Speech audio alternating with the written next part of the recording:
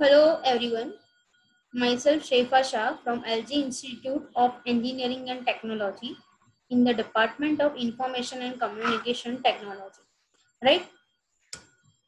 Today in the session of satellite communication and networking, we are going to start with the new unit which is Unit 2, that is orbit and its launching orbits. Clear? And in that we are starting with our third lecture of the series which is based on the types of orbits. Clear?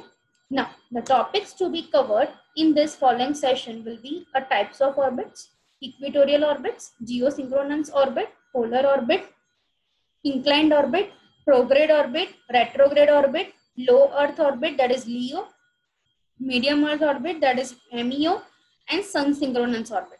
So all the types of orbit will be covered in this today's session.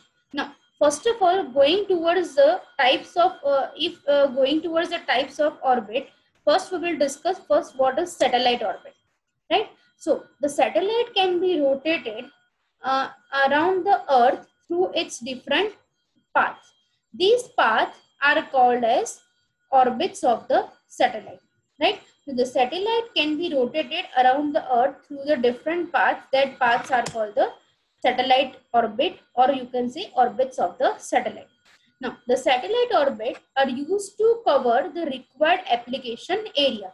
So each and every satellite which we are launching in the particular orbit having or working for particular applications, right? Now when a satellite is moving in an orbit, it remains at a position as the centripetal force on it balances the gravitational force of the earth, and this balance depends on these four criteria. First, that is the distance from the earth. Second, that is the gravitational force of the earth. Third, that is earth's radius. And fourth, that is the speed of satellite. That means whenever this satellite is transmitted and moving in an orbit, these four types of forces will be applied on this particular satellite, right? First, it measures the different distance from the earth. Second, the gravitational force of the earth. Third, that is radius of the earth. And fourth, that is speed of the satellite in which it is moving. Now moving on to a next type of orbit, types of topic, that is types of orbit. Now as you have seen in this classification, that is how many types of orbits are there. So here the classification of orbits has been shown here. Clear? So in this classification there are total 8 orbits. First, that is equatorial orbit, geosynchronous orbit, polar orbit, inclined orbit, prograde orbit, retrograde orbit, low earth orbit, medium earth orbit, and sun synchronous orbit. Now this we will going to discuss one by one orbits in detail. Now first of all, what do you mean by equatorial orbit? So when the satellite rotates in an orbit above the equator, it is called as equatorial orbit, or called as circular orbit, or called as geostationary orbit. So the equatorial orbit has a 3 names. Either it is called equatorial, if it is circular in shape, so it is called circular orbit, and it lies in a geostationary with compared to the Earth's rotation, so it is called as geostationary orbit. Now the circular equatorial orbit is exactly in the plane of the equator on the Earth. So all the points on these orbit are equidistant from the Earth's surface, right? So whenever we will see the satellite moving in the geostationary from the Earth, at any point we will see that it looks stationary from the Earth's point, right? Because the rotational speed of that particular satellite moving in geostationary orbit and the rotational speed of Earth's surface is same. Now, what is the another definition of geostationary orbit? So, if a satellite rotating in its orbit has an angular velocity equals to Earth's angular velocity, then the satellite is said to be moving along with the Earth, right? So, if both angular velocity, that is satellite or rotating, its angular velocity and Earth's angular velocity are same, right? Then it appears to be a stationary from the point on the earth, as we have discussed earlier, right? So hence it is called as geostationary orbit. So in these 2 points, you can see why it is called as geostationary equatorial orbit, or you can say why it is called as circular orbit. In this third definition, it is defined that why it is called geostationary orbit. Now, for an orbit to be a geostationary, the 3 conditions need to be satisfied. They are: first, the orbit must be circular, right? Then second, it lies in an equatorial plane, so the inclination or angle of inclination will be 0, right? And third, the satellite should travel in the east condition with the Earth's rotation speed of Earth, right? So the satellite will travel anti-clockwise with respect to Earth. Earth will travel from west to east, whereas the satellite will travel from east to west. Clear? Right? So these 3 are the major conditions which need to be satisfied for the satellite to be a geostationary.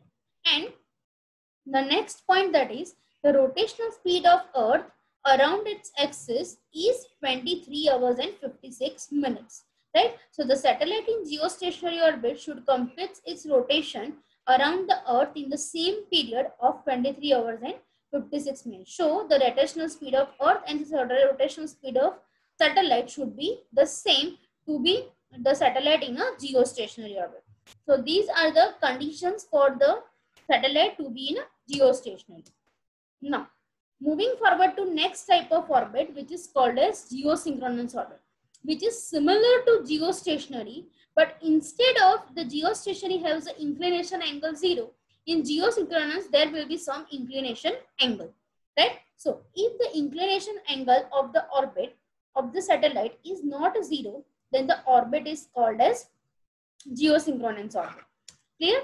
The period of geosynchronous orbit is equal to the period of revolution of Earth itself, right? So as the period of geosynchronous and the Earth are same, so it will work as a geostationary, but as the inclination angle is not 0, so we cannot give the name that is geostationary, and instead of that we have given the name that is geosynchronous, right? And as we have discussed in introductory session, that in geostationary orbit is only one, right, which is exactly at 36,000 km from the Earth's surface. So this geosynchronous orbit, that is 35,758 km from the Earth's surface. So it will work same like geostationary orbit, and we will have another option for satellite launching in geosynchronous orbit.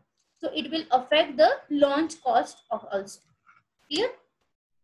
So the geosynchronous and geostationary orbit have a same time period. So thus it will work as a stationary, but the inclination angle is not 0. Now, moving forward to third type, that is polar orbit.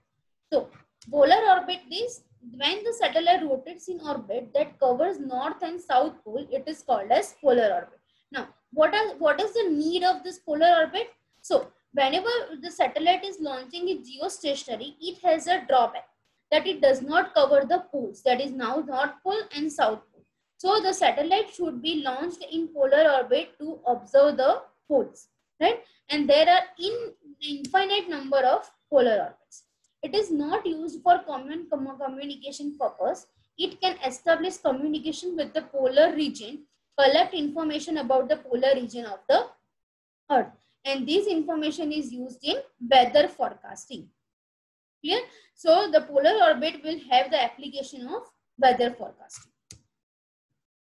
It helps us to locate ships and aircraft in distress. A service called SARSAT is used in search and rescue satellite, right? So it is used for also navigational purpose. Clear? So the satellite launching in polar orbit will have 2 types of application. First, that is weather forecasting, and second, that is for navigational applications. Now, as you can see in this figure, right, this is the Earth, this is the equatorial orbit which passes from the Earth's equator, right? Here we have shown the sub-satellite point, which is the point traced by the satellite from the satellite point of view to the Earth's surface. That is called as a sub-satellite point. Here it is some inclination is given for this orbit, so it is called as inclined orbit. And the orbit which covers the north and south pole, that is called as polar orbit. Clear? So in this figure it has been shown that is about the various types of orbits. Now going forward to next, that is inclined orbit. So the satellite following the orbital path other than equatorial or polar, that means the inclination angle should in between 0 degree and 90 degree, that is called as inclined orbit, right? And the inclined orbit is used by many countries for their domestic communication, right? And inclined orbit is used to cover polar region, and inclined orbit is not frequently used, right? So whenever we want to use the communication purpose for domestic in country itself, we use the satellite in inclined orbit. Otherwise, we will launch the satellite as per our requirement in geostationary, or if it is weather forecasting or navigational satellite, then it will be launched in polar orbits. Clear? Now, there are two different types of this inclined orbit. First, that is prograde orbit, and second, that is retrograde orbit. So, what is prograde orbit?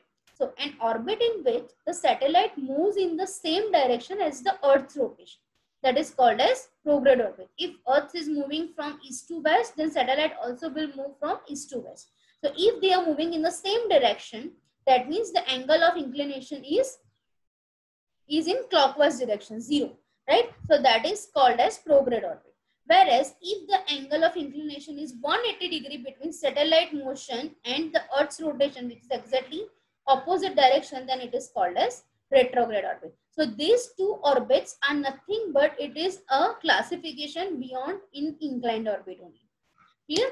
Now, as you can see in this figure, this is the Earth, right? So if the Earth is moving in this direction, so this Earth clockwise direction will be a prograde orbit, and this anti-clockwise direction will be a retrograde orbit.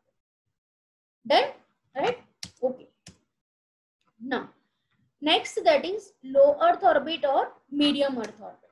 So, what are the low Earth and medium Earth orbit? So, the LEO and MEO are used for specific height of the orbits.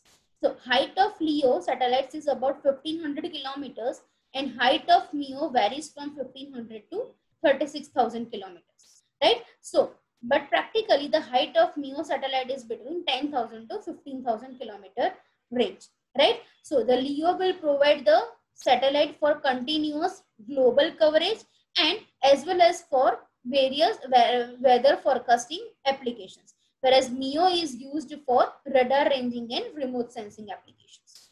Clear? So these are the low Earth and medium Earth orbit, and here we will discuss the application of that particular orbits.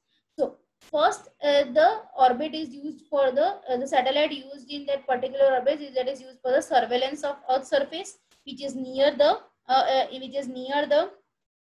Earth surface. Then for mobile satellite communication, for GPS constellation, and last for military data gathering and Earth resources application. That is nothing but the remote sensing. Clear? Right? So these are the various applications in which we work as a LEO, and in which the satellite works in a LEO or MEO orbit.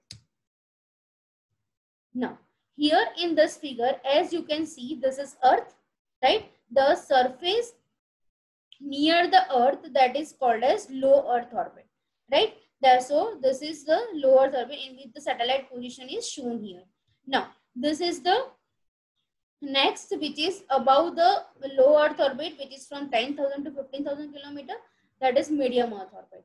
And this circular orbit in which the satellite is moving, which is 36,000 kilometer from the Earth surface, that is called as geosynchronous orbit, that is GEO, right? Which is exactly same as geostationary orbit, right? And now moving forward to the last type of orbit, that is sun synchronous orbit.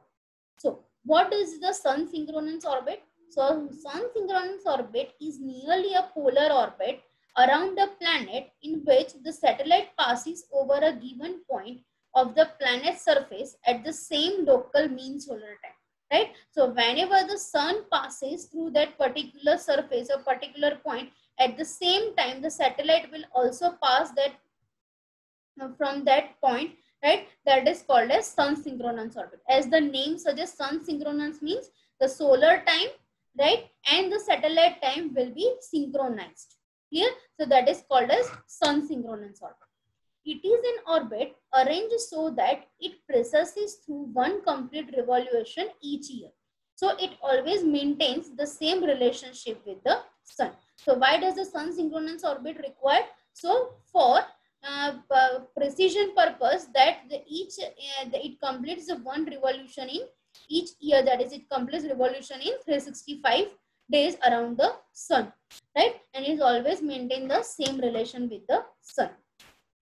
A sun synchronous orbit can place a satellite into a constant sunlight, which allows the solar panel to work continually. Right? Now, as we have discussed in the components in chapter first, that various components, that the main component for operating the satellite was the solar panels. Right? So for solar panels, we need a solar power. So for solar power, which we get continuously, it is required that the orbit should be in sun synchronous also. Clear? So these orbit is useful for imaging, that is radar, spy and weather satellites. So it is used for radar imaging as well as for weather applications. Right? So that's all for this today's session. Right? In next session we are going to discuss about the laws of planetary motion. Right? And here I am ending this session.